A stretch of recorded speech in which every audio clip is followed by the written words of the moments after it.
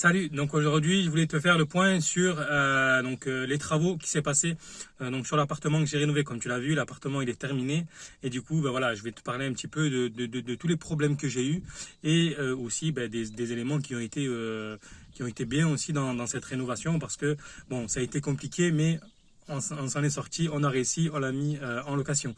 Donc les problèmes que j'ai eu, le gros problème que j'ai eu, ça a été déjà le délai. D'accord, je n'ai pas respecté le délai que j'avais prévu. C'était de un mois à la base. Je voulais terminer l'appartement au bout de un mois. Et en fait, j'ai mis quasiment un mois et demi à 2 mois pour le terminer. Alors bien sûr, dedans, il y a aussi le délai où j'ai eu l'accident. Parce que je sais pas, tu regarderas dans la vidéo, j'ai eu l'accident. Donc je suis tombé carrément du plancher.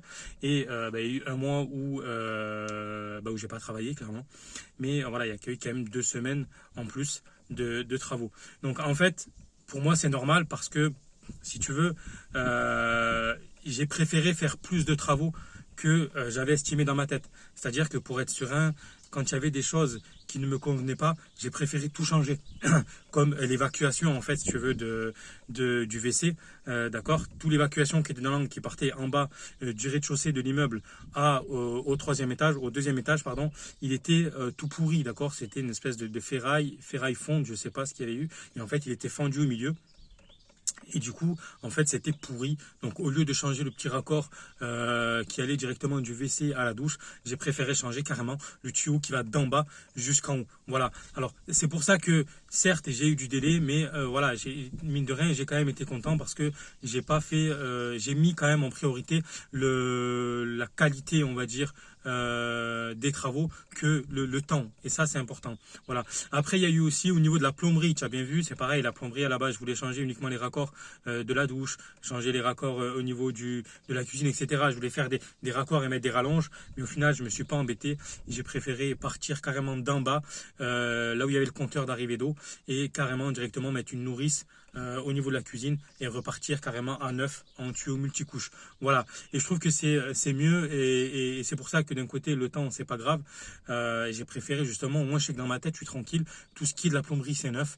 Je sais que l'évacuation, c'est pareil, c'est neuf. Parce que l'évacuation aussi, j'ai eu des problèmes. Souvent, il faut faire attention sur les vieux immeubles. En fait, avec le temps, ça s'accumule. La saleté s'accumule. Si c'est un tuyau d'évacuation carrément d'assainissement en ferraille, fais attention parce que dedans, ça rouille. Et en fait, tu vas avoir tout le temps des problèmes de bouchons. Et du coup, tes locataires vont t'appeler à chaque fois parce que voilà, il y a des bouchons dans leur WC. Et du coup, c'est bien de pouvoir que j'ai mis justement en PVC parce que je sais que là, il n'y aura pas de souci. Voilà.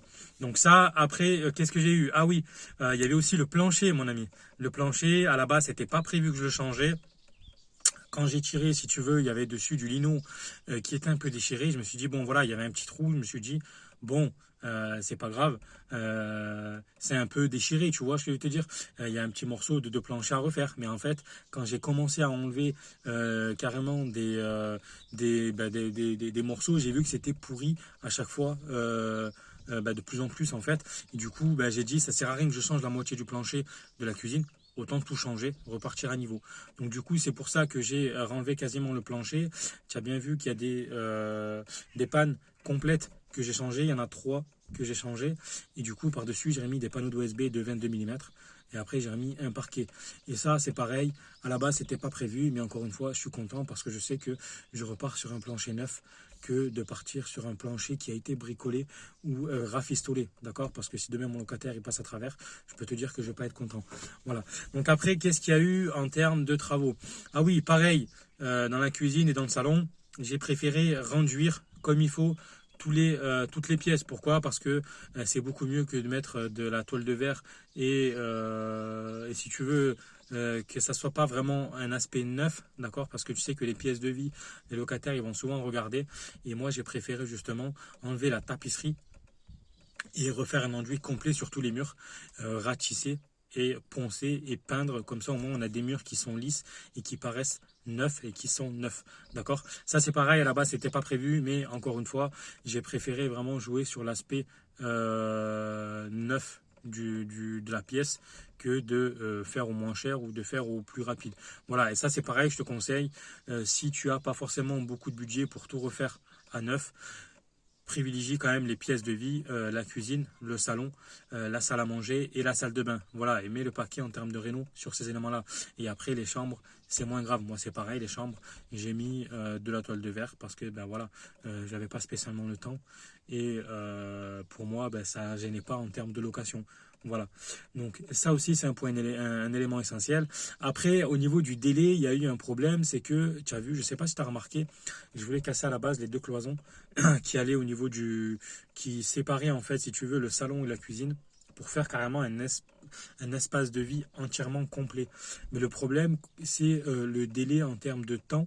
Et du coup, j'ai préféré, comme je te l'ai déjà indiqué, faire les éléments à la fin, c'est-à-dire voir si j'avais le temps de casser cette cloison à la fin et de prioriser en fait tous les autres pièces. Et finalement, en fait, à la fin, j'étais hors délai et du coup, j'ai pas cassé les cloisons. Et bien heureusement, parce que il faut savoir que mon locataire, en fait, si tu veux, il attendait l'appartement. Et il voulait carrément aménager, tu vois. Et moi, c'était pas possible de lui dire non, non, sachant que lui, il avait donné sa dédite et que du coup, en fait, il fallait absolument qu'il habite telle date précise parce que sinon, il est à la rue. Donc, j'avais pas le choix justement d'habiter même avec lui pendant quasiment, je crois, une semaine voire 10 jours. Avec lui, moi, j'avais la pièce, la cuisine et lui, il occupait la chambre et le salon. Mais voilà, imagine-toi s'il aurait fallu que je casse encore la cloison entièrement. Enfin, c'était pas vivable. Il y a un moment donné, il faut quand même un minimum de respect via ses locataires. Et tu peux pas non plus, pendant des mois, faire les travaux et que lui soit à côté. Enfin, à un moment donné, c'est invivable, t'as la poussière, etc. Donc, c'est pour ça que j'ai préféré ne pas le faire. Et aussi, il faut savoir que quand tu casses des cloisons, tu as aussi des renforts à mettre en haut parce qu'il y avait des étages. Et voilà, donc le délai était pour moi pas possible. Donc, j'ai préféré justement ne pas casser ces cloisons-là. Et au final, j'en suis très content parce que mes locataires, ils sont quand même contents de cet appart. Et moi, j'ai fait des économies et j'ai évité d'exploser le délai en termes de temps. Voilà. Après, qu'est-ce qu'il y a eu? Alors oui, j'ai préféré, donc au niveau électricité, c'est pareil, il y avait des choses qu'à la base, je voulais pas mettre, comme une lampe extérieure, comme des lumières il y avait un petit local en bas, comme une lumière dans le local en bas, comme rajouter des prises.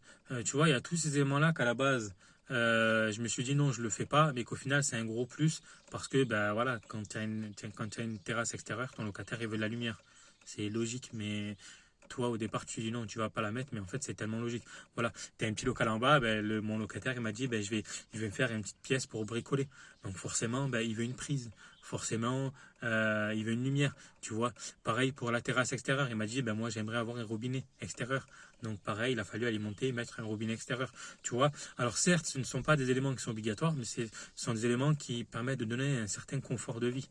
D'accord. Avoir un robinet extérieur, c'est toujours bien pour arroser le jardin, c'est toujours bien pour si jamais il veut laver sa terrasse, c'est toujours bien s'il veut faire un petit potager. Voilà. Et ça, c'est pour ça que ça m'a coûté un plus, ça m'a coûté de l'argent en plus, mais j'ai préféré quand même le faire. Voilà. Tu sais, il y a toujours quand même une certaine limite à avoir quand tu fais, quand tu as un budget serré, c'est qu'il y a des choses qui sont incompressibles où je te conseille quand même de mettre l'argent. D'accord. Voilà. Et pareil, le dernier conseil, tu as vu, je te l'avais expliqué dans une dernière vidéo, c'est que si jamais demain tu as un budget travaux qui est très limité et que tu as peu d'épargne aussi, mais que quand même tu as ton prêt et que la banque t'a accepté et que tu es content parce que tu vas avoir ton premier investissement ou pas, ou tu en as d'autres, je te conseille vraiment, ça je l'avais dit dans une vidéo, de privilégier vraiment l'intérieur et de faire les éléments qui sont obligatoires et qui vont te permettre de pouvoir louer le plus rapidement possible. D'accord? Je te prends un exemple. Demain, tu as des travaux intérieurs à faire et tu as la façade extérieure à faire en peinture. Tu as prévu par exemple un budget de 10 000 euros pour faire ton crépi de ta façade. Je te conseille de pas faire ta façade tout de suite et attendre de finir l'intérieur et de ne pas avoir eu d'imprévu et d'être sûr d'avoir que tout se passe bien et de mettre tes appartements en location. Et après, si derrière, il te reste toujours ton budget que tu avais prévu pour la façade, à ce moment-là, tu refais ta façade.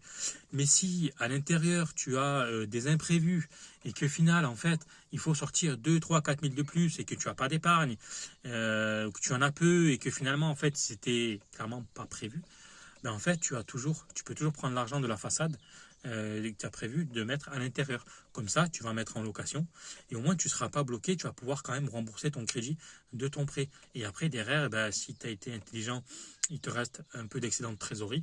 Une fois que tes loyers, une fois que tes locataires vont te reverser tes loyers, etc., tu vas pouvoir, au bout de 3, 4, 5 ans, refaire ta façade. Tu vois, c'est pour ça, privilégie vraiment les éléments essentiels qui vont te permettre de louer le plus rapidement possible. D'accord, qui vont pouvoir te permettre de louer. Si par exemple comme moi tu as des cloisons qui sont pas où tu n'es pas obligé de les casser, etc., fais attention, fais des éléments avant. Alors bien sûr des fois c'est pas évident parce que ben voilà, il faut que tu casses des cloisons pour pouvoir faire tout, mais voilà, dis-toi dans ta tête quels sont les éléments que tu dois faire obligatoires pour pouvoir louer. Est-ce que cet élément-là est obligatoire, oui ou non?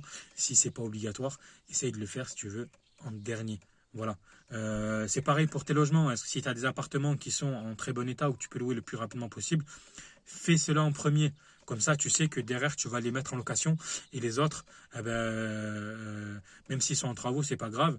Mais voilà, commence par des appartements qui il y a le moins de travaux à faire pour pouvoir rentrer des loyers tout de suite. C'est ça le plus important, c'est de pouvoir rentrer des loyers le plus rapidement possible. Voilà. Voilà pour cette vidéo. Alors, la prochaine fois, il va y avoir encore d'autres choses parce que mon ami, j'ai eu la maison en vente à terme. Je l'ai achetée, ça y est, j'ai signé chez le notaire. Je suis bien content. Et j'ai même pas signé chez le notaire, dis-toi. Mon notaire est carrément venu à la maison. Et le hasard fait bien les choses. Il connaissait le propriétaire de la maison, donc ils ont discuté, etc. Et au final, ben, j'ai eu cette maison en vente à terme. Donc, je vais la faire. Je vais faire les travaux pour la mettre en location. J'ai déjà trouvé un locataire et il n'y a plus qu'à. Donc normalement, tout le mois de juin, je suis là-bas à la maison. Je te montrerai. Alors, je ne sais pas si je vais continuer les vidéos YouTube. Je ne te cache pas. Je sais pas vraiment parce que ben voilà, c'est malheureux, mais l'algorithme de YouTube apprécie pas mon contenu, même si je sais que ça peut être intéressant et que ça peut plaire. Donc je sais pas, peut-être que je vais privilégier justement mon groupe Facebook. Tu sais, j'ai un groupe Facebook qui s'appelle Investir dans l'immeuble de rapport, où là je fais des lives. Donc je vais sûrement faire un live en direct de ma maison que j'ai acheté en vente à terme sur le groupe. Donc va sur mon groupe, je te mets le lien à la description si tu veux aller voir mon groupe si tu n'y es pas.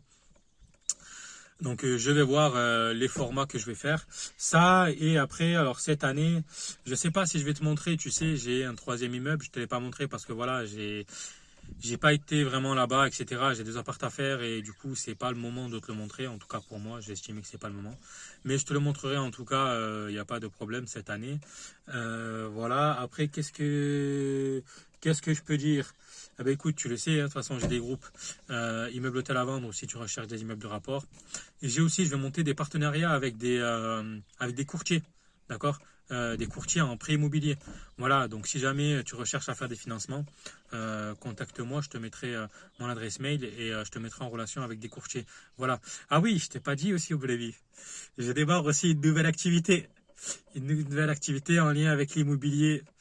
Et pour moi, je ne sais pas si je t'en avais parlé, mais je te montrerai aussi et il va y avoir pas mal de choses aussi. Je te montrerai, je te dirai c'est quoi l'activité, je te parlerai aussi des chiffres, etc. Bref, je t'en parle pas, mais tu le verras par la suite. Voilà pour cette vidéo, je te dis à la prochaine. Ciao!